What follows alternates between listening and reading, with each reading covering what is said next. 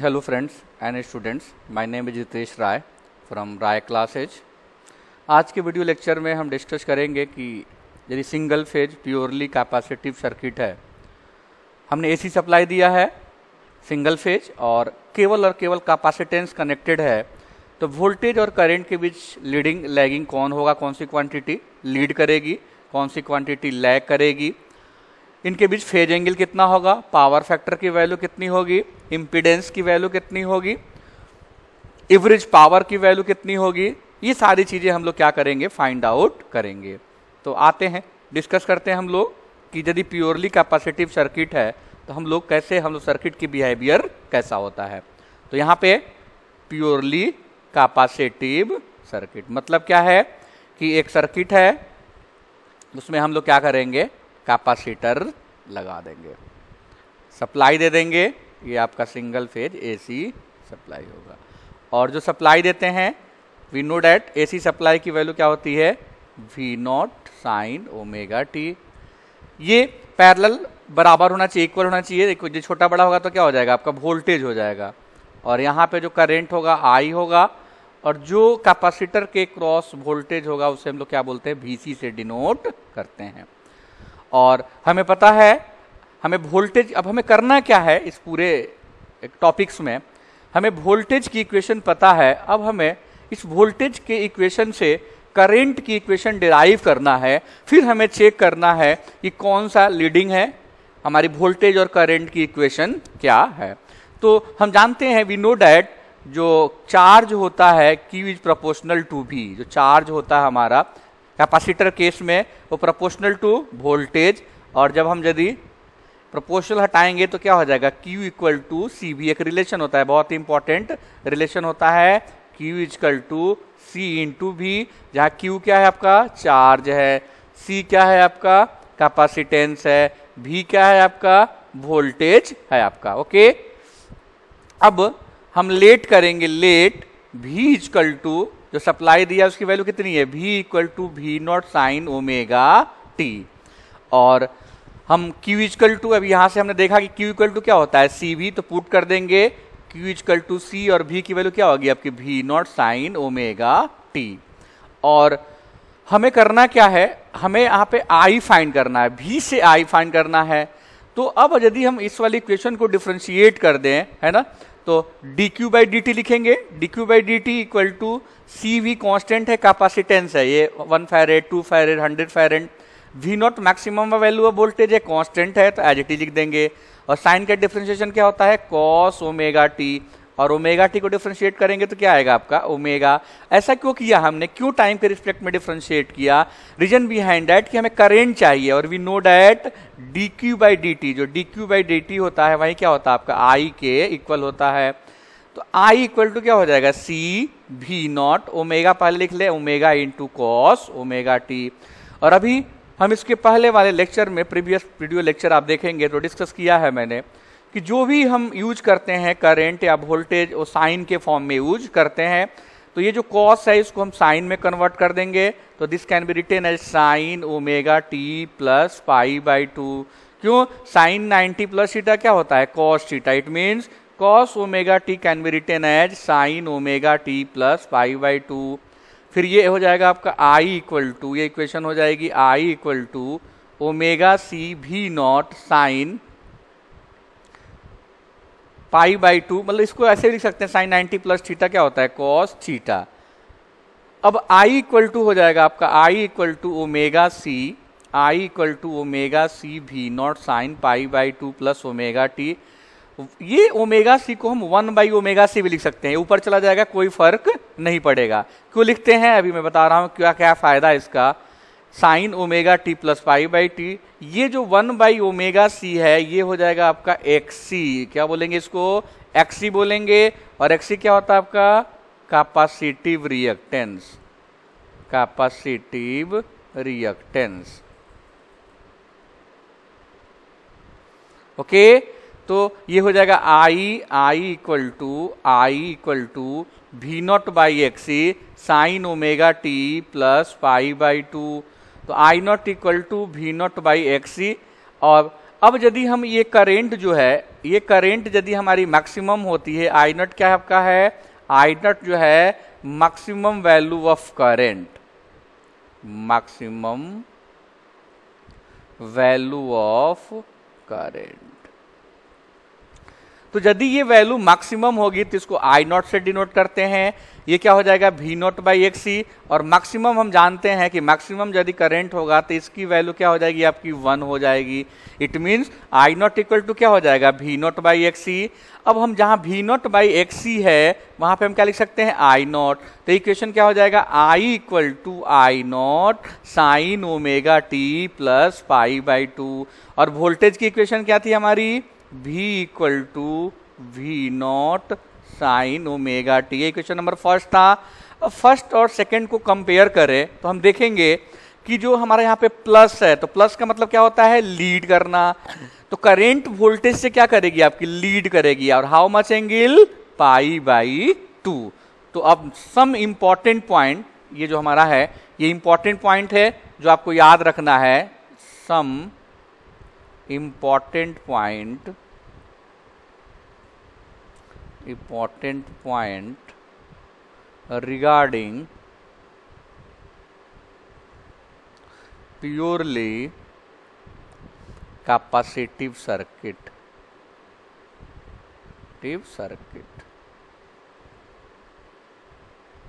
पहला कि करंट जो है आपकी करंट लीड वोल्टेज, करंट क्या करेगी लीड करेगी वोल्टेज से। How much angle pi by 2। इसको हम ऐसे ही बोलते हैं कि voltage lags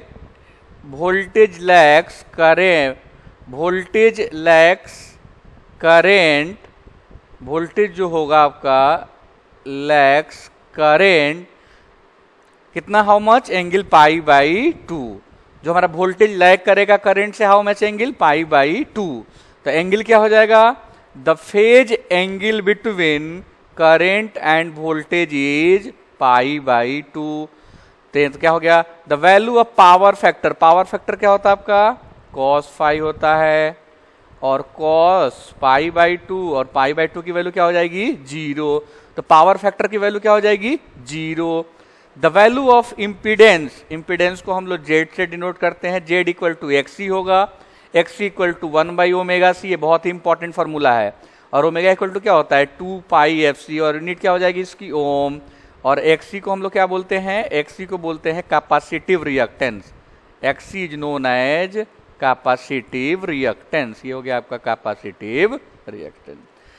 and the expression for voltage V equal to क्या लिखेंगे, यदि V naught sine omega t लिखेंगे तो आई इक्वल टू क्या हो जाएगा I naught sine omega t plus pi by 2। तो यदि हम फेजर ड्रॉ करें, भी 0 डिग्री है तो भी इस पे ले लिया, तो करंट पाई बाई 2 क्या करेगी लीड करेगी, तो लीड करेगी तो क्या होगा आपका ऊपर चला जाएगा। तो ये हो गया आपका, इसके लिए फेजर डायग्राम हो गया, ये फेजर हो गया। ये 2 नंबर में पूछा जाता है कि right the expression for voltage and current for purely capacitive circuit and also draw the phasor diagram for the same। phasor diagram भी क्या करो आप ड्रॉ करो, ओके। उसके बाद v इक्वल टू, जो आपका v इक्वल टू है v not sine omega T minus pi by 2 लिखेंगे तो i इक्वल टू क्या हो जाएगा I naught sine omega T. ऐसे भी लिख सकते हैं हम लोग, क्योंकि वोल्टेज हमारा क्या करेगा लैग करेगा, how much angle pi by 2 से। तो ये आपका आई हो गया, तो वोल्टेज आपका क्या होगा नीचे हो जाएगा, डाउन होगा, ये पाई बाई 2, ओके। अब नेक्स्ट है आपका RL series circuit, RL series circuit.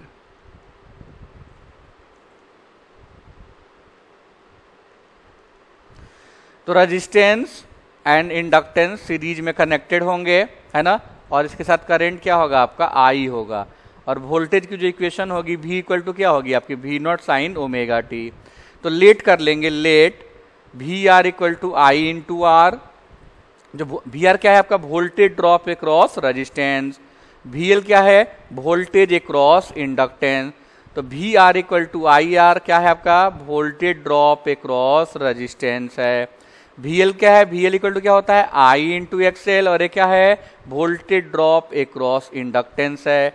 We आपका ये आपका रिजल्टेंट वोल्टेज है, तो सप्लाई वोल्टेज भी बोलते हैं, सोर्स वोल्टेज भी बोलते हैं। अब जब हम इसका फेजर डायग्राम ड्रॉ करेंगे तो करंट सीरीज में है, तो करंट क्या होगी आपकी, कॉमन होगी, तो हम एक्स एक्सिस पे क्या ले लेंगे, आई ले लेंगे। और अभी हमने इसके पढ़ा है कि यदि प्योरली रजिस्टिव होगा तो करंट और वोल्टेज क्या होते हैं, दोनों सेम फेज में होते हैं।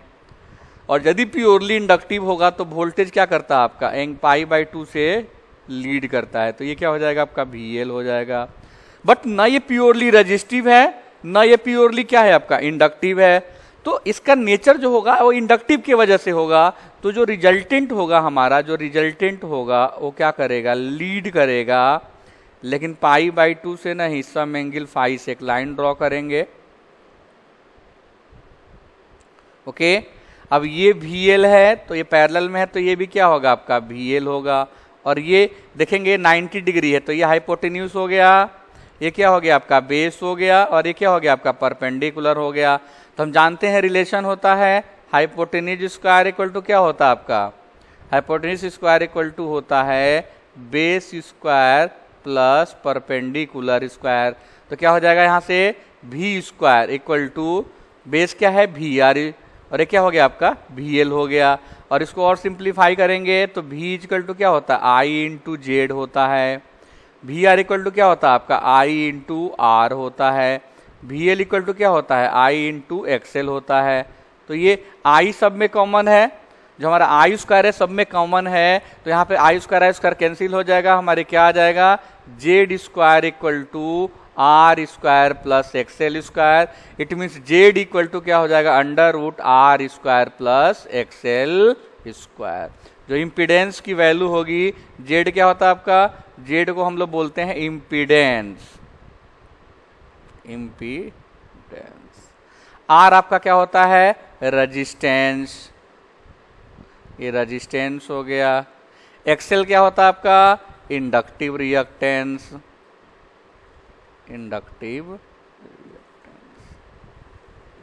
अब हमें पावर फैक्टर क्या फाइंड करना है, पावर फैक्टर क्या होता है cos फाई, और cos फाई क्या होता है बेस अपॉन हाइपोटेन्यूज, तो जो बेस है आपका VR, हाइपोटेन्यूज क्या है आपका V है, तो VR इक्वल टू क्या होता है I इंटू R, और V इक्वल टू क्या होता है I इंटू जेड। तो I से I क्या हो जाएगा आपका कैंसिल हो जाएगा, तो ये क्या हो जाएगा R/Z। और अभी देखा हमने कि जो Z की वैल्यू आई है क्या आई है आपकी, √R square plus XL square. It means power factor की जो वैल्यू आ गई आपकी, power factor equal to cos phi equal to R/√R square plus XL square. ये आपकी क्या आ गई, पावर फैक्टर की वैल्यू आ गई। ठीक, अब the expression for voltage and current is given by V equal to क्या होगा, V0 sin ओमेगा t। तो जो I की वैल्यू होगी, I इक्वल टू होगा I0 sin omega t minus phi, क्योंकि करंट हमारी क्या करेगी, लैग करेगी। ओके, नेक्स्ट है आपका RC सीरीज सर्किट। अब कोई नहीं, जहां इंडक्टेंस था वहां पे क्या हो जाएगा आपका कैपेसिटेंस है, RC सीरीज सर्किट। मतलब यहां पे एक रेजिस्टेंस लग जाएगा और यहां पे क्या लग जाएगा, एक कैपेसिटेंस लग जाएगा। अब वोल्टेज अक्रॉस रेजिस्टेंस हो जाएगा, और ये VC होगा, क्या होगा आपका वोल्टेज अक्रॉस कैपेसिटेंस, और ये सिंगल फेज सप्लाई देंगे, और यहाँ पे जो करंट फ्लो होगा वो क्या होगा आपका I होगा। फिर वहीं लेट कर लेंगे, VR equal to I into R, क्या होगा voltage drop across resistance. VC equal to I into XC, क्या होगा voltage across capacitance. V equal to IZ, क्या है रिजल्टेंट वोल्टेज है या सोर्स वोल्टेज। अब इसका फेजर डायग्राम ड्रॉ करेंगे, तो सीरीज सर्किट है तो अंडरस्टूड है क्या आपका करंट आपकी क्या होगी, आपकी सेम होगी, तो ये आपका क्या हो गया I हो गया। अब वही सेम रेजिस्टेंस, प्योरली रेजिस्टेंस के केस में वोल्टेज और करंट दोनों क्या होता है, सेम फेज में होता है। प्योरली कैपेसिटेंस यदि है तो वोल्टेज हमारा क्या करता है, लैग करता है, हाउ मच एंगल से, π/2 से। तो लैग मतलब नीचे होगा, तो ये हो गया π/2। बट न ये आपका प्योरली रेजिस्टेंस है न ये प्योरली कैपेसिटेंस है।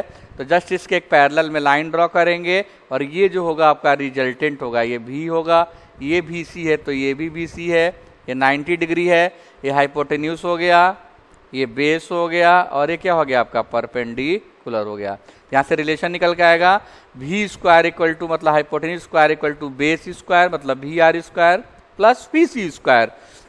फिर वहीं हम पुट कर देंगे भी इक्वल टू क्या होता है आपका आई इंटू जेड होता है, भी आर स्क्वायर इक्वल टू क्या होता है आई इंटू आर होता है और भी सी इक्वल टू क्या होता है आपका आई इंटू एक्स सी होता है। फिर आई स्क्वायर से सारी वैल्यू क्या हो जाएगी कैंसिल हो जाएगी। तो इम्पीडेंस जेड इक्वल टू क्या आ जाएगा R square plus X C square. फिर पावर फैक्टर कॉस फाई क्या हो जाएगा आपका भी वही बेस अपॉन हाइपोटेन्यूज से V R by base upon hypotenuse. तो ये आपका भी आर बाई भी होगा, आर बाई जेड आएगा और जेड की वैल्यू क्या हो जाएगी under root R square plus X C square. तो जहां पे आर रेजिस्टेंस है और एक्स सी को क्या बोलते हैं हम लोग, एक्स सी जो होता है inductive capacitance, inductive capacitance. Okay, तो एक्सप्रेशन क्या हो जाएगा V equal to V naught sine omega t और आई इक्वल टू क्या हो जाएगा I naught sine omega t plus phi, मतलब प्लस फाई एंगल से हमारा करंट क्या करेगी आपकी लीड करेगी। सिमिलरली हम लोग tan फाई भी फाइंड कर सकते हैं। tan फाई की वैल्यू वही आपका क्या हो जाएगा tan फाई का लंब बटे आधार होता है आपका, है ना। तो आपका क्या हो जाएगा परपेंडिकुलर अपॉन बेस से क्या करेंगे tan फाई की वैल्यू हम लोग, और ये एक्चुअली क्या है कि हम cos फाई से फाई फाइंड कर लेंगे, दैट्स वाई tan फाई का हम लोग एक्सप्रेशन यूज नहीं करते हैं। मेरे चैनल को आप लाइक एंड सब्सक्राइब करिए सो दैट आपको और भी कंटेंट और भी जो भी रिलेटेड टॉपिक्स हो देखने को मिलेगा। Okay, thank you very much.